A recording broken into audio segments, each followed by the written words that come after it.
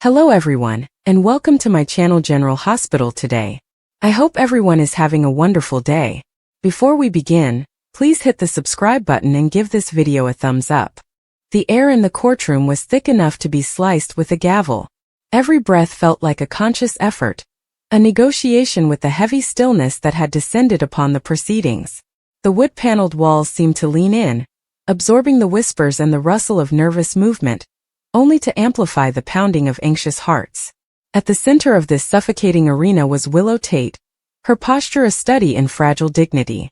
She sat beside her attorney, her hands clasped so tightly in her lap that her knuckles were a bloodless white. The simple, modest dress she wore seemed to amplify her vulnerability, making her appear smaller against the imposing bulk of the defense table. Her future, the very right to raise her son, Wiley, hung in the balance, a delicate mobile threatened by the slightest gust of damning testimony. Across the aisle, the opposing counsel wore an expression of grim satisfaction, a predator that had expertly laid its traps and was now merely waiting for the final spring. The case against Willow was, on paper, a compelling one. It was built on a foundation of perceived instability, of a past marred by illness and secrets, carefully framed as a pattern of unfitness. They had painted a picture of a woman whose very nature was a risk to a child, and with each witness, the brushstrokes had grown darker, more definitive. Willow's gaze, however, kept drifting past the lawyers, past the judge's stoic bench, to a figure sitting a few rows back. Michael Corinthos sat ramrod straight, his jaw set in a line of granite. His eyes, usually so full of fiery conviction, were shadowed with a turmoil he could barely contain. He was a man divided, torn asunder by loyalties that pulled him in opposite directions with the force of tectonic plates. On one side was his mother, Carly, whose fierce protective love for Wiley was an undeniable force of nature. Her campaign to secure custody of her grandson was born from a place of genuine, if brutally executed, concern. On the other side was Willow, the woman he loved, the woman he had built a life with, the woman whose heart was breaking in real time before his eyes. And binding it all together was the terrible unspoken truth, a secret he had helped bury, a lie of omission that had festered, poisoning the very roots of their family. The day's testimony had been particularly brutal. A so-called expert witness, meticulously prepped by the opposition, had just finished a clinical dissection of Willow's character, using her battle with leukemia and the emotional fallout as evidence of inherent weakness. The words frailty, unreliability, and high-risk environment echoed in the silent room, hanging in the air like poisonous gas. Willow had flinched at each one, a fresh wound inflicted with sterile professional precision. Michael watched as she subtly bowed her head, a single tear tracing a path down her pale cheek before she quickly wiped it away.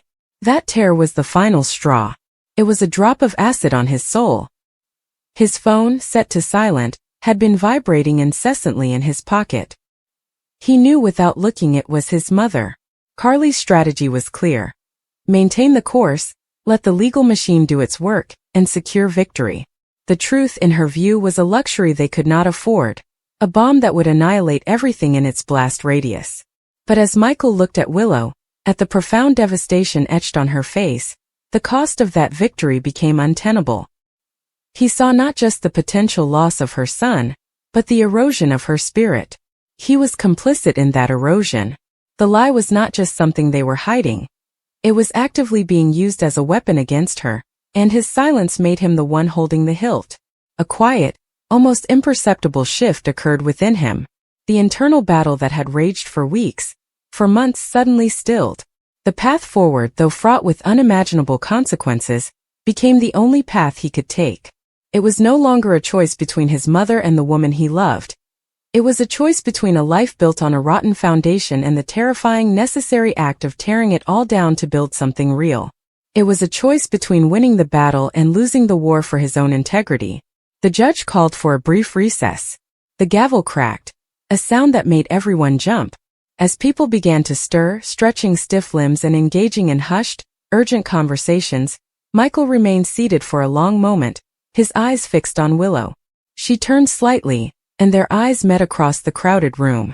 In her gaze he saw a desperate, unasked question.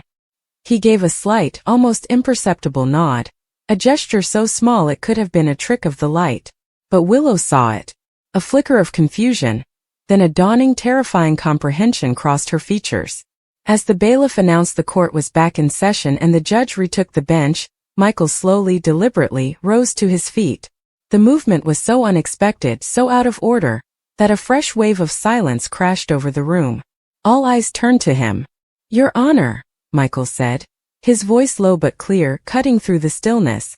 It did not carry the confident boom of a Corinthos man issuing a command, but rather the raw, unvarnished tone of a man stepping into an abyss.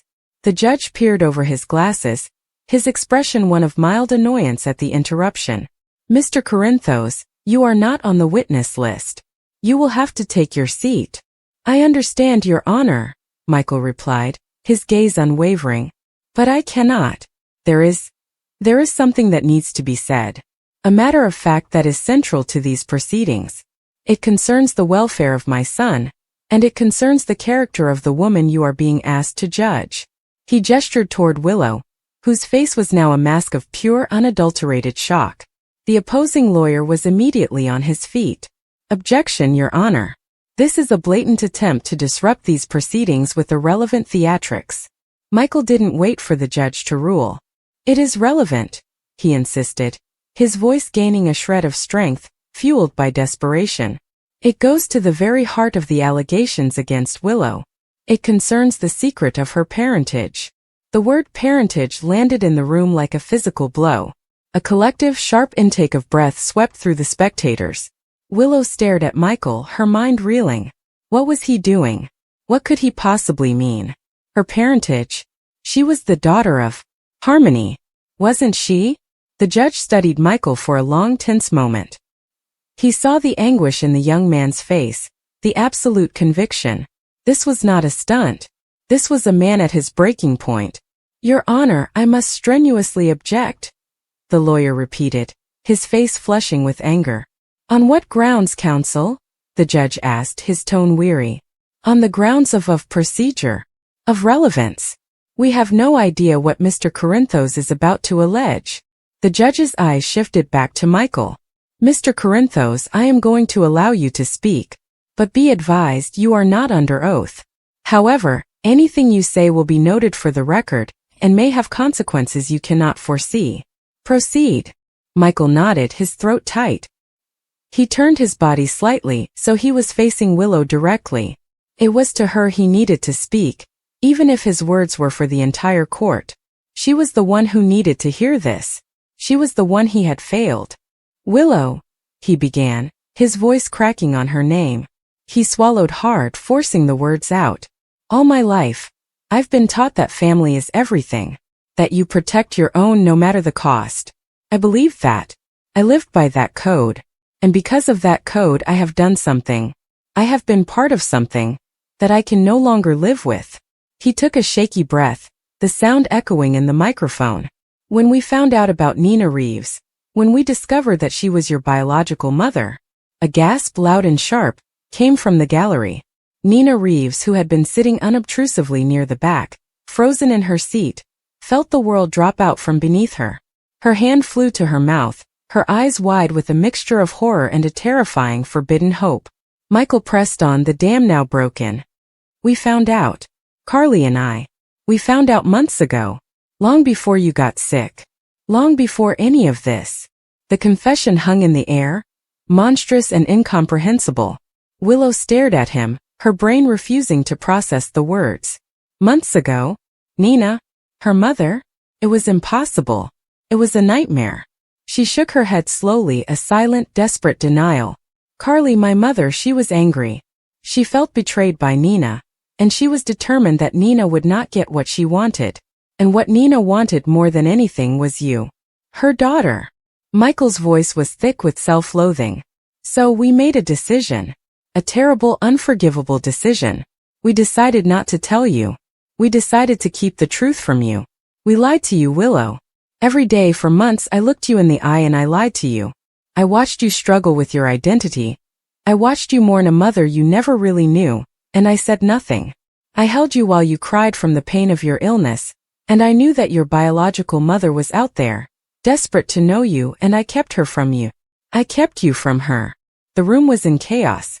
Reporters were frantically typing on their phones. Spectators were whispering, their voices a rising hum of shock and speculation. The opposing counsel was shouting objections that were completely drowned out by the tidal wave of Michael's confession. But for Willow, the world had shrunk to the space between her and Michael. The noise faded into a dull roar, a distant ocean against the deafening pounding of her own heart. She felt as if she were falling, tumbling through a void where nothing made sense. The man she loved, the man she trusted with her life, her son's life, had been the architect of a deception so profound it defied understanding. Her illness, her vulnerability, their shared life. It had all been built on a bed of quicksand. Nina is my mother? The words were a whisper, torn from the deepest part of her, raw and broken. Yes, Michael said, the word a mere exhalation of pain. She is. And I knew. And I didn't tell you. I let this case happen.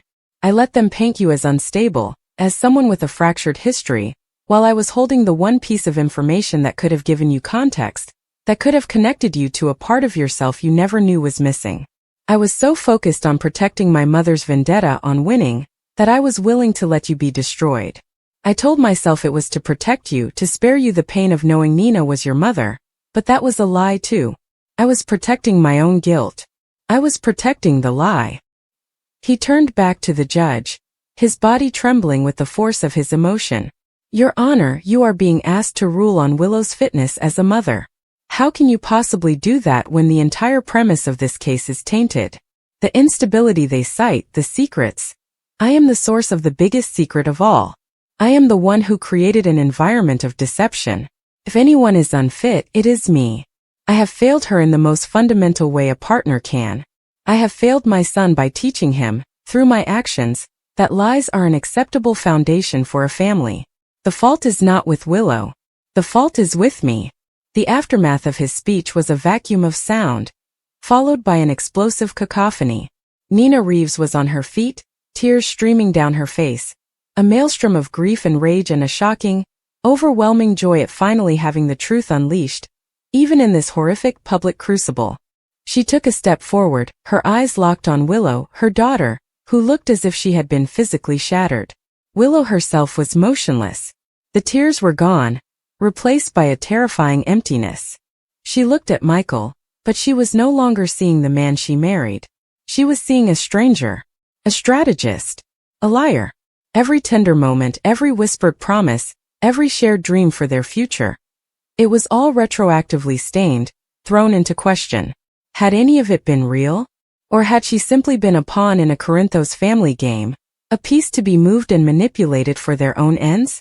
The judge was pounding his gavel, his calls for order barely audible over the din. This court is in recess. I said this court is in recess. We will reconvene in 1 hour. But the legal proceedings were now a secondary concern. The real drama was unfolding in the well of the courtroom. As people began to file out, some staring with unabashed curiosity, others with pity, Michael moved toward Willow. Willow, please, he begged, his voice ragged. I had to. I couldn't let them do this to you. I couldn't be that person anymore. She flinched away from his outstretched hand as if his touch were fire. Don't, she whispered, the word carrying the weight of a scream. Don't you touch me. Please let me explain, he pleaded, his own tears finally falling. I was wrong. I know I was wrong. But everything I did, even the lying, came from a place of loving you, of being terrified of losing you. Loving me. A bitter, broken laugh escaped her lips. It was a sound he had never heard from her before, and it chilled him to the bone. You call this love? You let me believe I was alone. You let me go through my cancer treatment thinking my only blood relative was a dead woman who never wanted me. While you knew my mother was alive, desperate to be in my life. You watched me break, Michael. You held the pieces and you never once thought to give me the one thing that could have made me whole. That's not love. That's possession. That's control.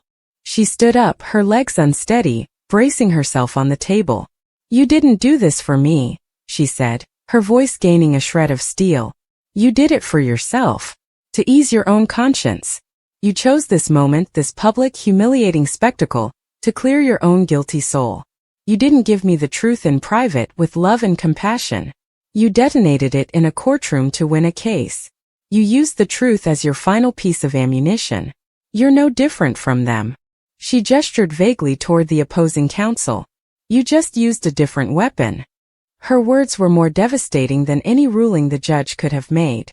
They struck at the core of his justification, exposing the ugly, selfish truth beneath his grand, tragic gesture. He had wanted to be the hero, confessing his sins to save the damsel. But in her eyes he was just another villain in the story. Before he could form a response, Nina was there, hovering a few feet away, her expression a heartbreaking mix of longing and apprehension. Willow. Nina's voice was soft, tentative, filled with 20-odd years of missed birthdays and lullabies. Willow turned her gaze from Michael to Nina. The woman she had despised clashed with, judged so harshly. The woman who she now knew was her mother. The cognitive dissonance was so violent it was nauseating. All the hatred she had directed at Nina, all the blame she had placed on her for disrupting their lives, now rebounded back onto her, and onto Michael with crippling force. Nina had been flawed, yes. Reckless, yes. But she had been searching for her child. Michael and Carly had been hiding her. I can't, Willow stammered, backing away from both of them. I can't process this. I can't be here. She turned and fled the courtroom, pushing through the heavy doors into the relative anonymity of the hallway, leaving behind the ruins of her marriage, the shocking revelation of her identity, and the two people who now represented the twin pillars of the most profound betrayal of her life. The fallout was immediate and radioactive. Out in the hallway, Carly Corinthos was waiting, her face a thundercloud of fury. She had heard everything from the gallery. What have you done? She hissed at Michael, grabbing his arm as he emerged shell-shocked from the courtroom. You've destroyed us. You've destroyed our family. For what? For her? For Nina. I did what you should have had the courage to do months ago, Mom. Michael shot back, pulling his arm away. I told the truth. This vendetta of yours has gone too far. Look what it cost. Look what we cost Willow. We were protecting Wiley. Carly cried, her eyes blazing. No, Michael said, his voice suddenly quiet and utterly exhausted. We were protecting ourselves. We were playing God with people's lives. And I'm done. I won't be a part of it anymore. Meanwhile, Nina stood alone in the emptying courtroom, a solitary figure amidst the scattered benches. The truth was out. Her daughter knew. But the moment of victory, the moment she had dreamed of for so long, was ashes in her mouth. It had come at the cost of her daughter's utter devastation. She had her truth, but she had lost any chance of a gentle, loving reconciliation. The path to Willow would now be through a minefield of anger and pain. Back in the judge's chambers, the legal teams were in a frantic conference. The case against Willow was in tatters. Michael's confession had not only discredited the entire narrative of secrecy and instability, but had also reframed Willow as a victim of a monstrous deception. The unfit environment was not of her making. It was engineered by the very people who were now seeking custody. The judge knew the proceedings had been irrevocably poisoned. When court reconvened an hour later, the atmosphere was entirely different.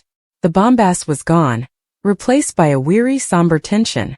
Willow had returned, escorted by a court officer, her face a pale, closed mask.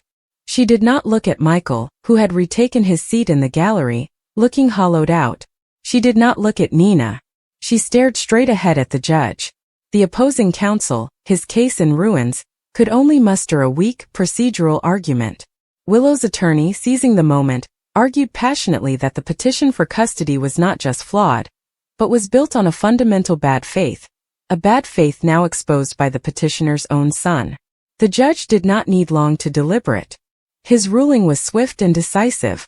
Given the extraordinary circumstances revealed in these proceedings, the judge intoned, his voice grave, specifically the admission by Mr. Michael Corinthos of a deliberate and prolonged deception perpetrated against the respondent, this court finds that the petition for a change of custody is without merit.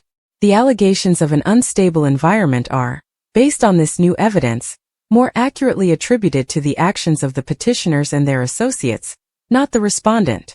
The petition is dismissed with prejudice. Full custody remains with Willow Tate. It was over. She had won.